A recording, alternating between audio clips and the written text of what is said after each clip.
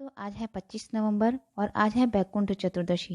बैकुंठ चतुर्दशी के दिन श्री हरिनारायण और भोलेनाथ की संयुक्त विधिवत पूजा की जाती है। व्रत का संकल्प लिया जाता है, दीपदान किया जाता है।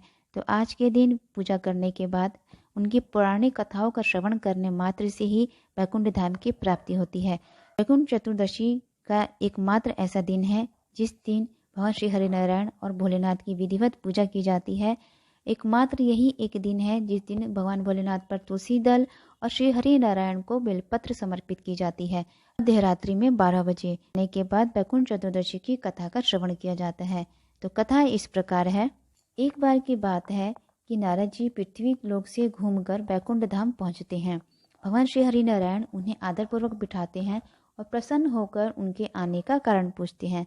नारद जी कहते हैं, हे प्रभु, आपने अपना नाम कृपा निधान रखा है, इससे आपके जो प्रिय भक्त हैं वही तर पाते हैं। जो सामान्य नर नारी है वे वंचित रह जाते हैं। इसलिए आप मुझे कोई ऐसा सरल मार्ग बताएं जिससे सामान्य भक्त भी आपकी भक्ति मुक्ति पा सकें। यह सुनकर भगवान श्री हरि नारायण बोले, हे नारद, मेरी बात सुनो। कार्तिक शुक्ल पक्ष की चतुर्दशी को जो नर नारी व्रत का पालन करेंगे और श्रद्धा भक्ति से मेरी पूजा अर्चना करेंगे, उनके लिए स्वर्ग के द्वार साक्षात खुले होंगे। इसके बाद श्री विष्णु जी ने जय विजय को बुलाते हैं और उन्हें कार्तिक चतुर्दशी को स्वर्ग के द्वार खुला रखने का आदेश देते हैं।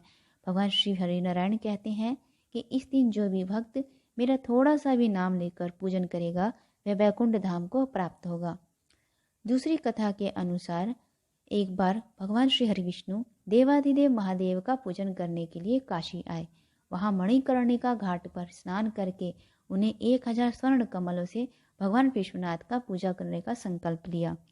अभिषेक के बाद जब वे पूजा करने लगे तो शिवजी ने उनकी भक्ति की परीक्षा के उद्देश्य से एक कमल पुष्प कम कर दिया। भगवान श्री हरिनारायण को पूजन की पूर्ति के लिए 1000 कमल पुष्प चढ़ाने थे। एक पुष्प की कमी देखकर उन्होंने सोचा कि मेरी आंखें भी तो कमल के ही समान हैं, मुझे कमल नयन और पुंडरीकाक्ष कहा जाता है। यह विचार कर भगवान श्री हरिनारायण ने अपनी कमल समान आंख चढ़ाने को प्रस्तुत हुए। विष्णु जी की इस अगाध भक्ति से प्रसन्न होकर देवाधिदेव महादेव प्रकट होकर बोले, हे नारायण, तुम्हारे समान संसार में दूसरा कोई मेरा भक्त नहीं है। आज की है कार्तिक शुक्ल चतुर्दशी अब बैकुंठ चतुर्दशी कहलाएगी। इस दिन व्रत पूर्वक जो पहले आपका पूजन करेगा उसे बैकुंठ लोक की प्राप्ति होगी। भगवान शिव जी ने इसी बैकुंठ चतुर्दशी को करोड़ों सूर्य की कांति के समान वाला सुदर्शन चक्र श्री हरिनारायण को प्रदान किया। शिव जी तथा विष्णु जी कहते हैं कि इस दिन स्वर्ग के द्वार खुले रहेंगे। मृत्यु लोक में रहने वाला कोई भी व्यक्ति इस व्रत को करता है वह अपना स्थान बैकुंठ धाम से सुनिश्चित करेगा। तीसरी कथा के अनुसार धनेश्वर नाम का एक ब्राह्मण था जो बहुत बुरे काम करता था। उसके ऊपर कई पाप थे। एक दिन वह गोदावरी नदी में स्नान के लिए गया। उस दिन बैकुंठ चतुर्दशी थी। कई भक्तजन उस दिन पूजा अर्चना कर गोदावरी घाट पर आए थे।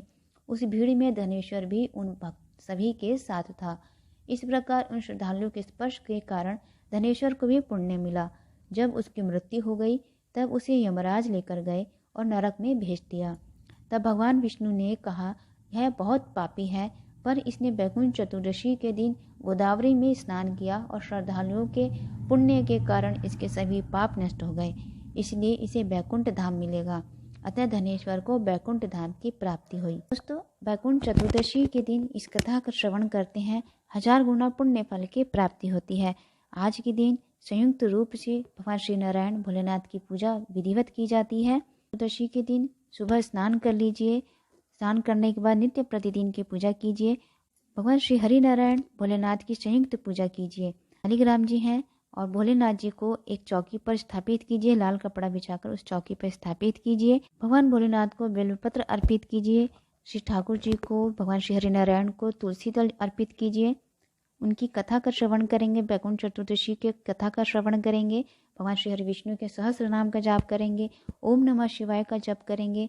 धूप दीप ज्योत प्रज्वलित करेंगे। उसके बाद संध्या काल के समय धूप दीप ज्योत संध्या दीपक करने के बाद रात्रि के समय मध्य रात्रि में आप तुलसी दल आपने भगवान श्री हरिनारायण को अर्पित की है वह तुलसी दल भोलेनाथ को अर्पित करेंगे।